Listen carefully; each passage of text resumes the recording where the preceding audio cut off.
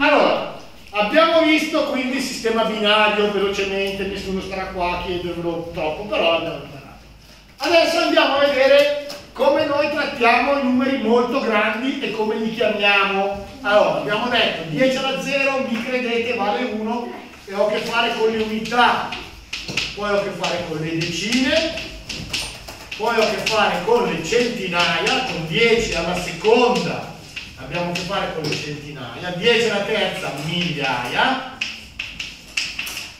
milioni, miliardi. Ci siamo? Nel mondo dell'informatica però noi abbiamo imparato a dare degli altri nomi a queste cose, ok?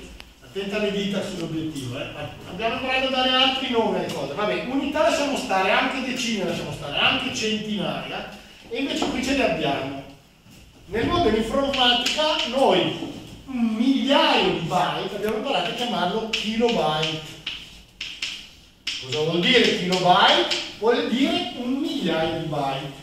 E guarda caso, in realtà un kilobyte non sono esattamente 1000, perché per vari motivi, soprattutto per il fatto che si scrivono con 0 e 1, cioè a 2, potenze del 2, un kilobyte è 2 alla decima byte. E guarda caso, dal fatto di aver sollevato le dita, si è capito che è di fatto circa è 1024 questo numero, 1024, e cioè circa 1000, cioè 10 alla terza. Quando ho milioni, circa milioni di byte, lo chiamo megabyte. Ok. In questo caso sarà 2 alla ventesima, che abbiamo capito sarà circa 10 alla sesta.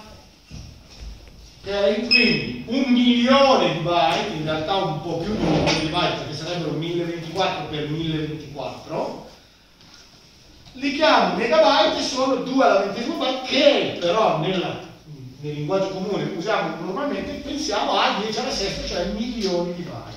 E a questo punto lascio indovinare a voi che cosa sarà il gigabyte. Il gigabyte sono miliardi di byte, 2 alla trentesima, circa 10 alla nona, 1 miliardo di byte. Ok? Abbiamo dato gli ordini di grandezza. Permettetemi di dire l'ultimissima cosa. Abbiamo imparato, anzi no, la dico in un altro video, fermo questo.